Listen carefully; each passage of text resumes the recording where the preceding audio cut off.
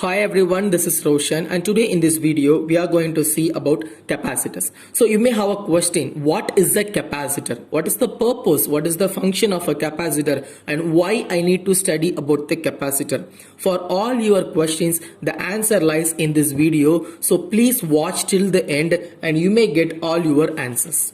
Okay, so listen guys, in general there are three basic electrical components.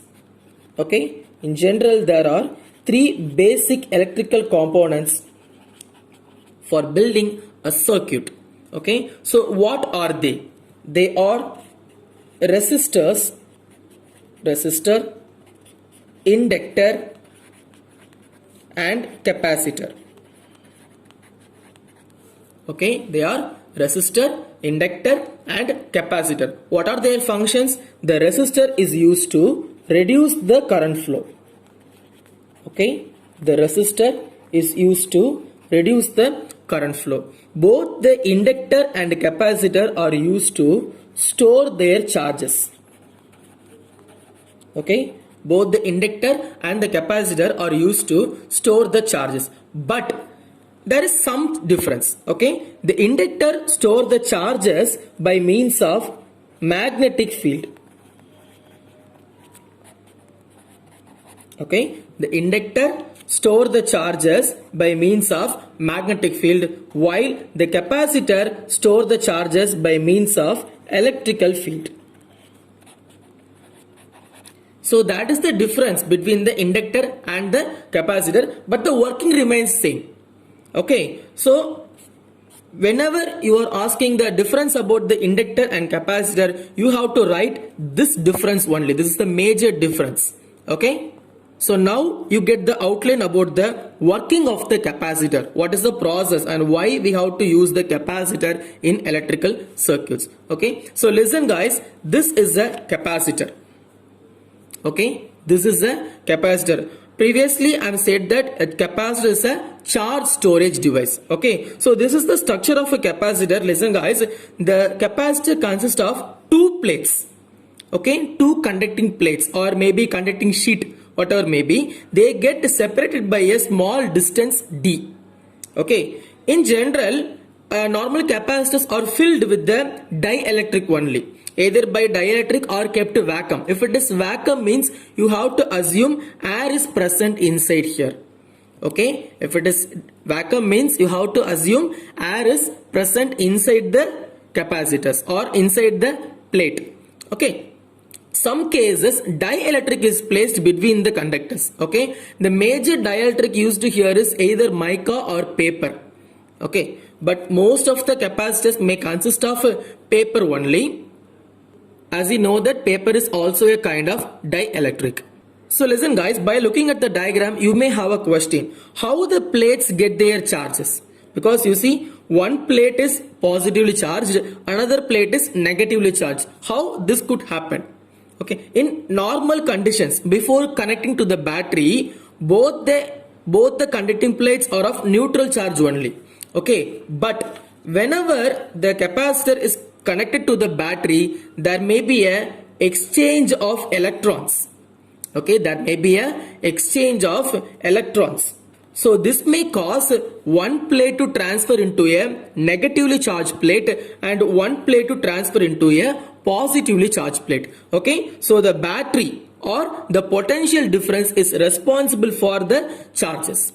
Okay, so that whenever the potential increases, the charge at the plate also got increases.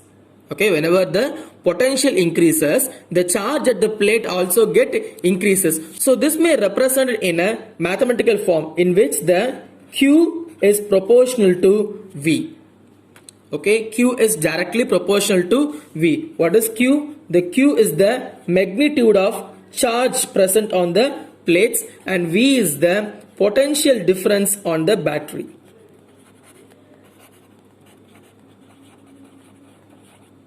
Okay, V is the potential difference on the battery. But we already know that if you want to remove the proportional means you have to place any one constant. Okay, so for that I am using Q equal to CV. Okay, so here the C is called the constant. Not only a normal constant, the C is a capacitor constant.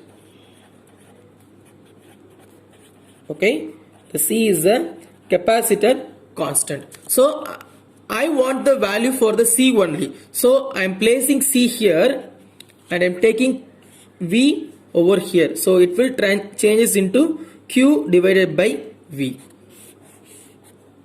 Okay, it gets changed into C is equal to Q by V, and it is the general equation for the capacitance. So listen guys, this is the definition for the capacitance of a capacitor. So what is the definition? From the formula you can get it. Okay, C equal to Q by V. So listen, the capacitance of a capacitor.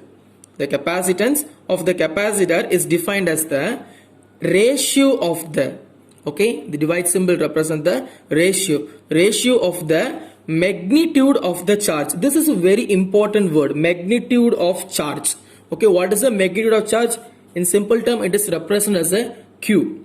Okay, ratio between the magnitude of the charge on either of the conducting plates, because you see that it may contain two conducting plate, okay, or either here or here, okay, to the potential difference existing between the conductor. So you may see the capacitance lies between the battery and the charge present between the conductors. Okay, once again I am repeating it, the capacitance of a capacitor. Okay, the capacitance of a capacitor is defined as the ratio of the magnitude of the charge on either of the plate, okay, of the conductor plates to the potential difference. The potential difference is represented as V here, okay, existing between the conductors. So everything has a unit. Likewise, the capacitance also have a unit. So the formula for capacitance is C is equal to Q by V. We all know that the unit for Q is coulomb. Okay, the unit for Q is coulomb, and the unit for potential difference is volt. Okay, so in general, the unit of the capacitance should be represented as coulomb per volt. Okay, if you consider this as a long unit, you may represent in simple term as farad. Okay, but in our practical life we may use the unit farad only, as it was a single term, easy to pronounce. Many people, not like many people, all those people are using this unit only. Okay, so in real life, in practical application, the range of the capacitance is very small, because in shops, nearby shops, if you ask for a capacitor, means they may give you about millifarad or microfarad or either sometimes a picofarad. Okay, you all know that what's the value for millifarad means it is 10 to the power minus 3, micro means 10 to the power minus 6. For picofarad, the value should be 10 to the power minus 12, because the range for 1 farad is very large. Okay, an important thing is to be noted that if you switch off the device, okay, if you switch off the device, it is very dangerous to touch the capacitor with your bare hands, because it may contain residual charges. Okay, residual charges. So I think this residual charges is a new term for you. So I need to show you some pictures for explaining what is the residual charges. Okay, so listen guys, this is a pipe containing water, and this is a tank which holds the water, and there is the outlet in which the water may comes out. Okay, so listen, the pipe send the water. Okay, the tank collects the water and water level gets increases. Okay, water level gets increases, and also the water also gets discharged over it. Okay, after some time I stop the water. Okay, after some time I stop the water from the pipe, so that the water level get decreases due to the outflow of the water. Okay, due to the outflow of the water. After some times, listen, this is the most important thing. After some times, okay, all those water came out. Okay, the pipe may stop the water flow, and the outlet also the water flowing gets stopped. But you see there is a little amount of water present at the bottom of the tank, and that water is also called as a residual water. Okay, that water is called as a residual water. Now consider the pipe as a battery or a potential. Okay, now consider the pipe as a battery. So it may flow the charges to the capacitor while the tank is taken as a capacitor. Okay, the reason why I am putting an outlet is because capacitor has a property to store the charge as well as the discharge the charges very quickly. Okay, the capacitor discharge the charge very quickly. So listen guys, battery send the charges, capacitor hold the charges and also release the charges. Okay, whenever I stop the battery, okay, or disconnect the battery from the capacitor means, you see, after all those charges left out, there is some amount of charge left behind the capacitor. Okay, there is some amount of charges left behind the capacitor. So this is called as a residual charges. Okay, this charge is called as a residual charge. Okay, so how to take this residual charge? How to take the residual? It's very simple. Okay, if this is a capacitor means, if this is a capacitor and it has a residual charge at the bottom, we already know that the capacitor has two plates. One is positive and another is a negative. All you have to do is just connect a normal bulb at the top of the capacitor connecting these 2 points. Okay, the electrical bulb blink at 1 second and turn off.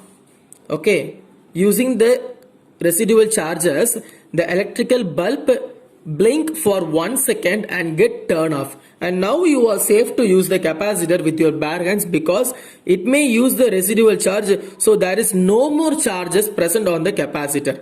Okay, so after using the electrical bulb experiment, the value left on the charges is 0.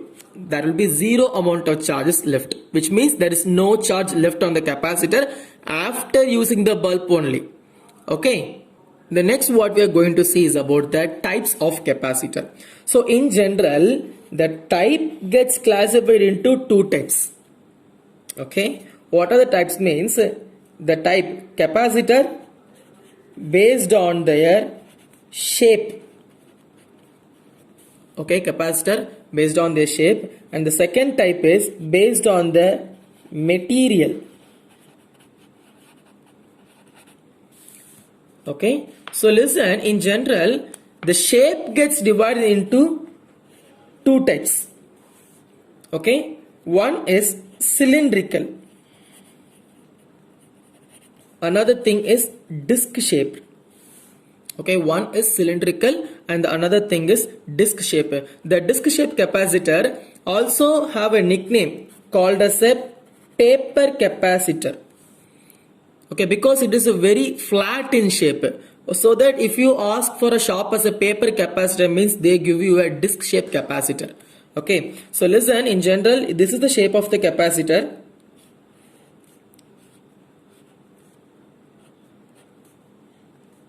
So this is how a cylindrical capacitor looks like. Okay, likewise the disc shaped capacitor is quite much different. It is like this only. Okay, so this round shape is very much flat.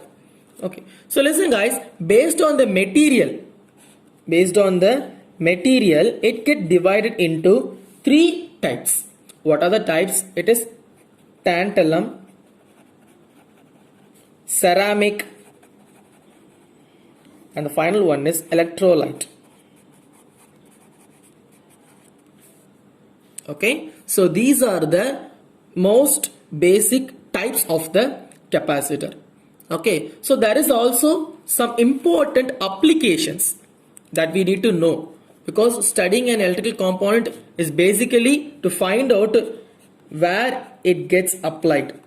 So applications. Okay, so now I'm going to tell you a very simple applications only. Okay, the first thing is ceiling fan.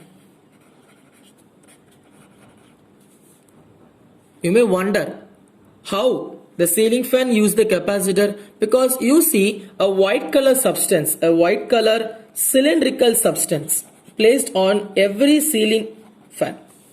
Okay, so that is the capacitor, normally called as a condenser. Okay, so what is the purpose of using a capacitor in ceiling fan means? Because while you operating a ceiling fan means, first at initial you have to give a large amount of torque. Okay, so for that torque you need much energy.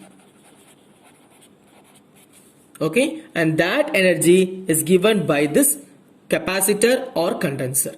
Okay, so that is the reason why you are using a capacitor or a condenser on a ceiling fan. If the capacitor goes weak means, you see your fan may go slow. Okay, you see your fan may go slow, or in some cases it may not get started. You may use your hand to rotate the ceiling fan. Okay, so listen guys, that is the reason why your fan may get slow. So if your fan gets slow means the next time you replace the condenser. Okay, the next thing is tuning circuits. Tuning circuits. So what is the tuning circuits? It's very simple, normally called as a FM. In FM, you all know that there is a radio stations, different kinds of radio stations, and each and every radio station use a different frequency level. Okay, something like a 93.5, 106.4. so these are the frequency level of a FM stations. When you tune your radio circuits to this frequency, you may hear what program is going on that FM stations.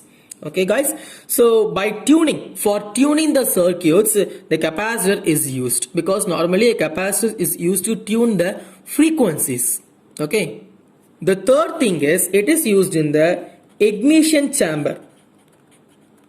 Okay, ignition chamber in automobiles. Okay, either for a petrol vehicle or a diesel vehicle, the ignition chamber is used. So for that purpose, the capacitor is used. So that's all for now today students. I hope you got a well thorough knowledge about the capacitors. So if you have any doubt in this topic means, you can ask me on the comment section. And if you like the video, please put me a like. If you want daily videos, please subscribe my channel, and daily videos are coming for you. See you guys on the next video. Thank you students.